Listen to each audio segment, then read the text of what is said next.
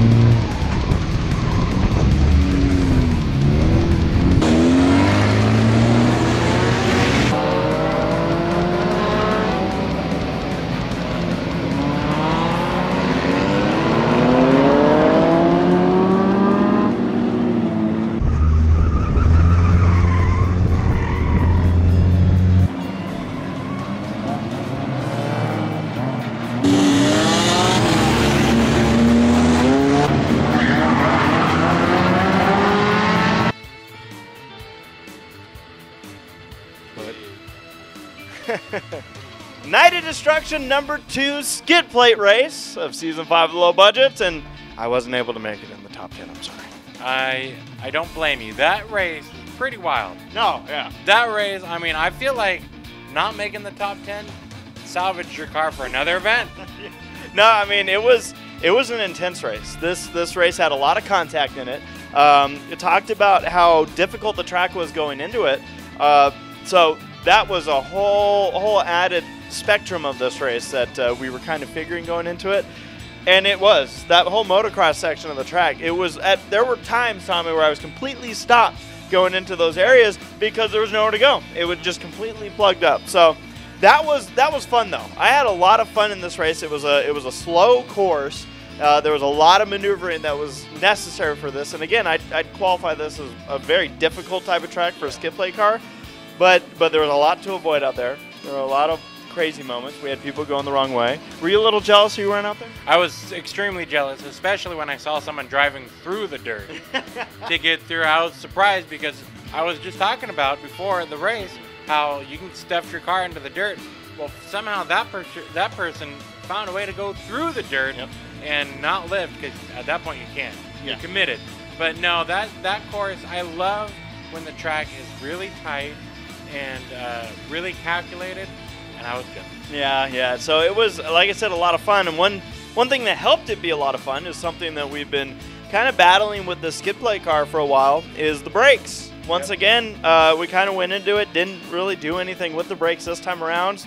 Cross my fingers and please, because we were figuring maybe there was a brake fluid leak in this car, and there still might be. But the good news is the brakes were all ready to go for this event, and I was happy. Yeah, and that helps because, remember, you only had one side working, which was terrible for one direction of a corner.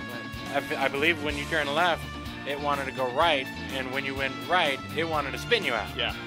So definitely, again, a fun track. Another tough section of it was the complete flat turn that we did. It's almost to the point of negative banking, it feels like, over there. So very easy to spin out. I think I spun out twice in this race, but yeah, had a lot of fun. Starting in the back really got plugged up a couple times, and it kind of prevented me from even having a chance at working into the top 10 in this one. But I had a blast, and that car's ready to go for another one. Great. Good to hear. So next up on this Night of Destruction, we're taking Spike back out on the racetrack. We're going to take some junk car. We're just recycling a bunch of cars in this one. The Demolition Derby. The hard-hitting Demolition Derby is coming up.